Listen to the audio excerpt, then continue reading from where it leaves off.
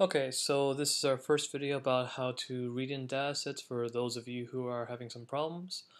We'll first go to the website. Website is the normal one, so www.stat.ubc.ca/tilde d.ly/capital T A/datasets with a capital D. When we go down there, we'll see our very first dataset, which is hockey. If we click on the dataset, we'll see that we've got 3 columns. They'll each be separated by a tab of various information. So let's download this to our desktop for convenience purposes. So right click, click Save Link As or File Save As depending on what operating system you're using, and we'll save it to the desktop. Now we'll load R, and we've got to tell R what the working directory is where we saved the dataset. Now if you're a PC user, this is going to be different. To change your working directory, you have to go to File, click on Change Working DIR. Once you do that, a window will pop up which gives you an option to select where the dataset is. If you're Windows XP or lower, you have to, well, desktop is there right off the bat.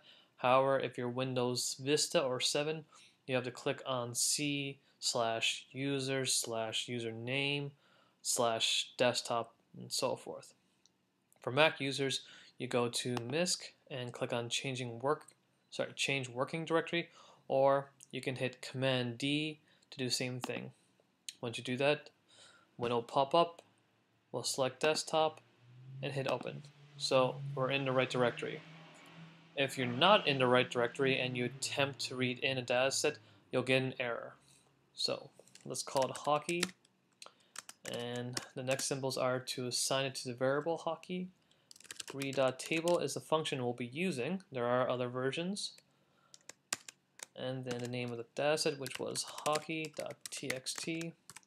Now if you go back to your dataset, you'll notice that the columns are being separated by tab. It could have been space, or it could be commas. Now most cases with datasets will be either tab, space, or commas. There can be other ones like semicolons, but we won't get into that. Now by default, at least with read.table, we'll use a separator is equal to /t, which actually stands for tab, but that's a default value, so you actually don't need to do that. And if you just did this, it would read in perfectly fine. However, because the very first row was associated with the names of the headers, we'll need to set header is equal to true. If by chance there was no row, then we wouldn't have to do this step.